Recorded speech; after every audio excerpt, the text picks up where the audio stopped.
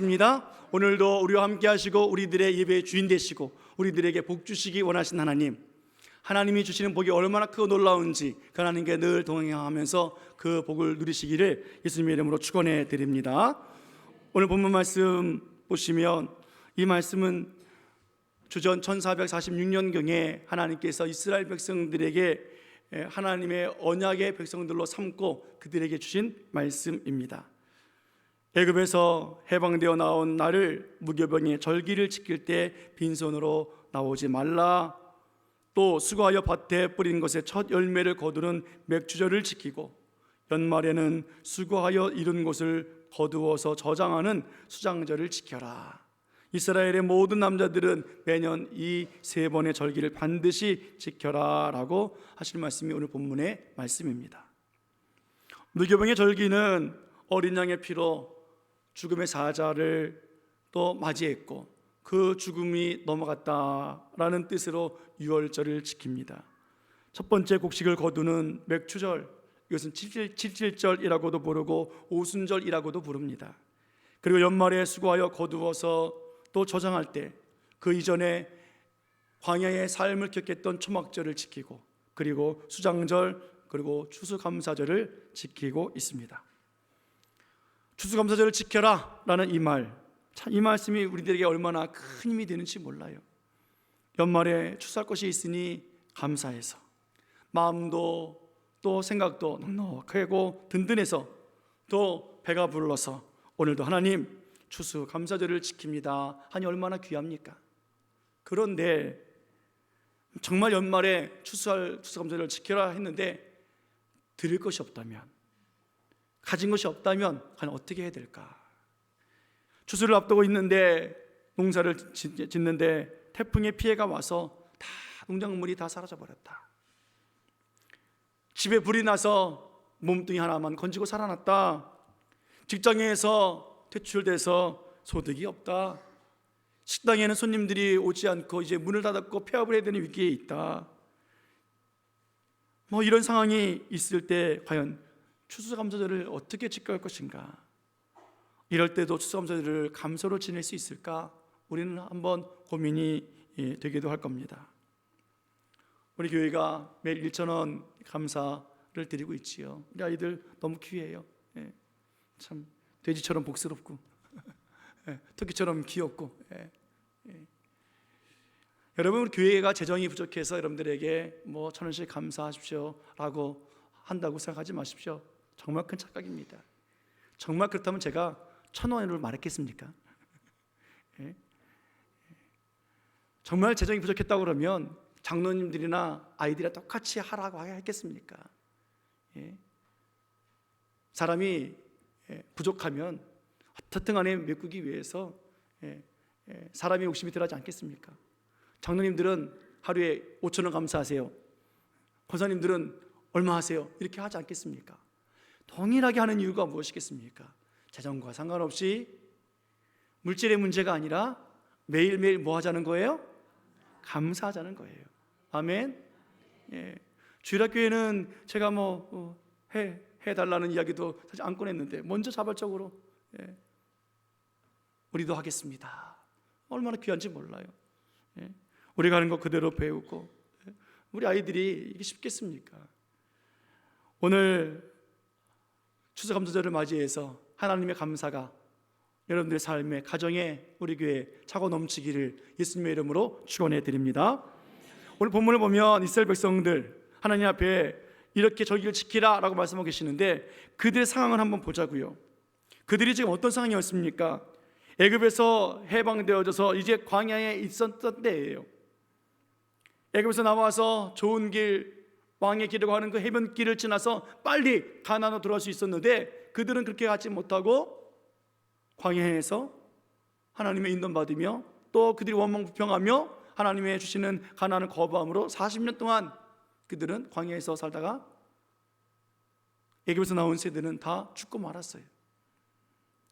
지금 젖과 꿀이 흐르는 가나안 땅에 들어가서 살 때가 아니라 광야에 있을 때 오늘 하나님이 이 말씀을 하셨다라는 거예요.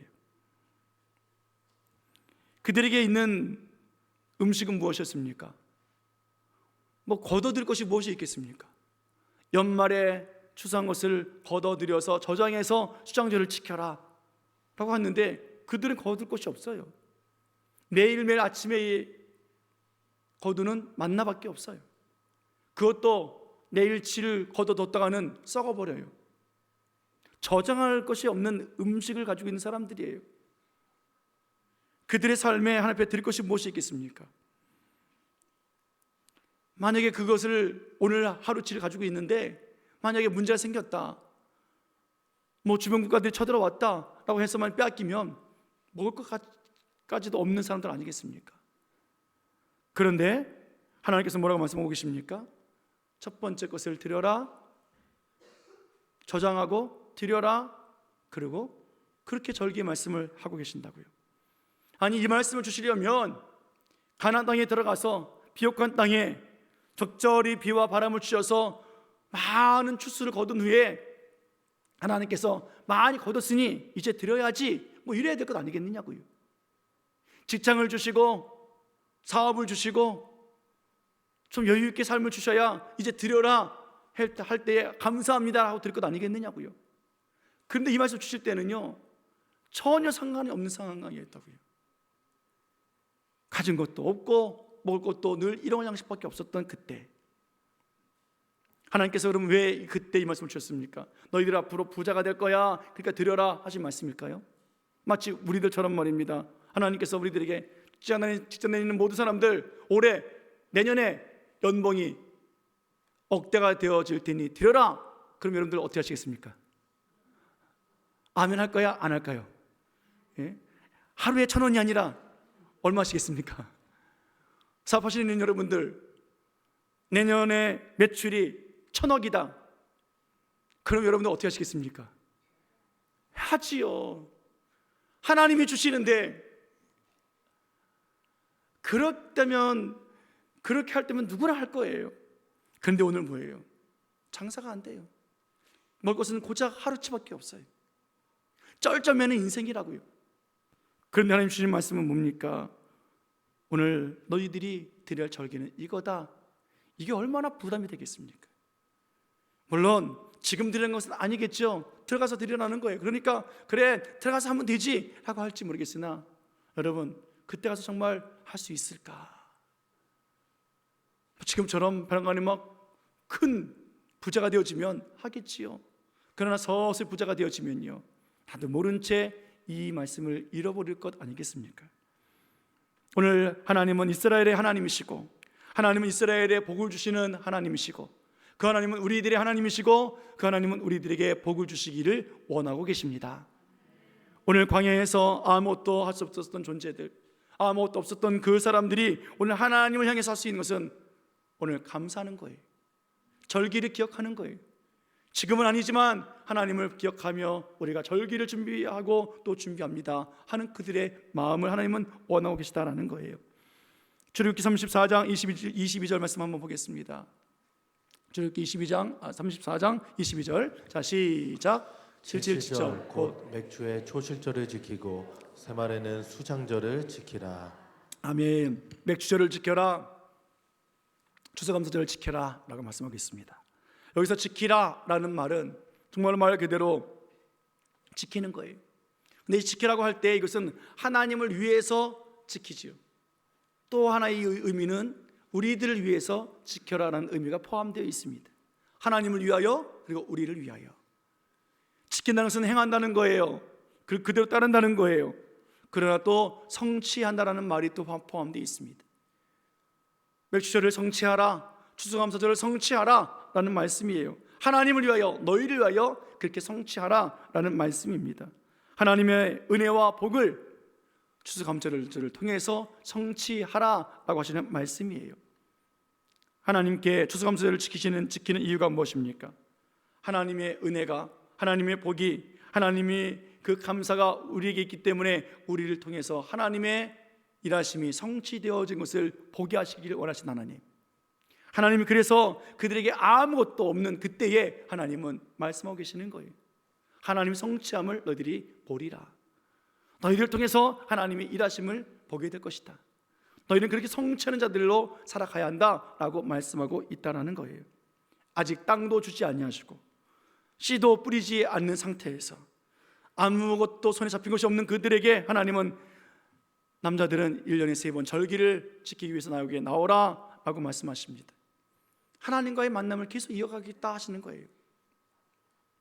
그러면 그렇게 절기를 지켰을 때 주신 하나님의 복이 있습니다.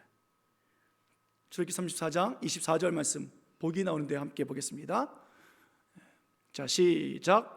내가 이방 나라들을 내 앞에서 쫓아내고 내 지경을 넓히리니 내가 매년 3번씩 여호와 내 하나님을 뵈려고 올 때에 아무도 내 땅을 탐내지 못하리라. 아멘. 감사절을 통해서 하나님이 오늘 주시는 것은 감사를 하게 되어지면 뭐예요? 이방 나라들을 쫓아내시겠다 약속해 주셨습니다. 너의 그 지경을 넓혀주겠다, 번성해 보고 주시겠다고 말씀하고 있어요. 하나님께 나올 때마다 그 땅, 그 누구도 탐내지 못하게 해주리라. 사랑하는 여러분, 이 복이 우리에게 있기를 예수님의 이름으로 축원해 드립니다. 하나님께서 승리를 주시고 번성케 해주시고 보여주시기 때문에 감사합니다 라고 말하는 것이 아니라 감사하며 절기를 지킬 때에 하나님 그렇게 복을 주시겠다라는 거예요. 감사, 이 감사는 하나님께서 우리들에게 베푸신 은혜를 기억하면서 하나님께 영광 올려드리면서 우리의 또 당연히 해야 되는 의무입니다.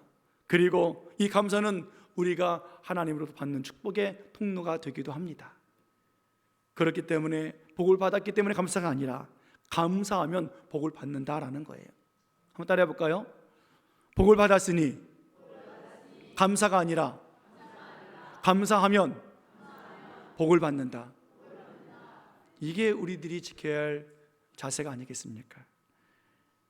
하나님은 감사를 아는 자에게 복을 주시는 하나님이십니다.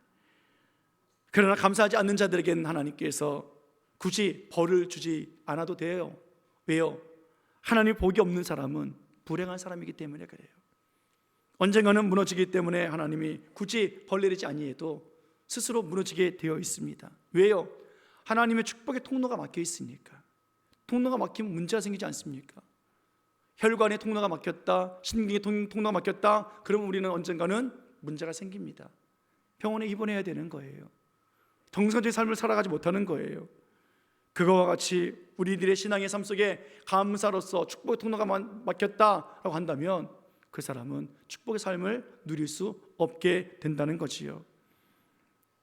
오늘 감사가 넘쳐나면 또 자동적으로 따라오는 것이 있는데 그것은 바로 구별되어진 삶입니다.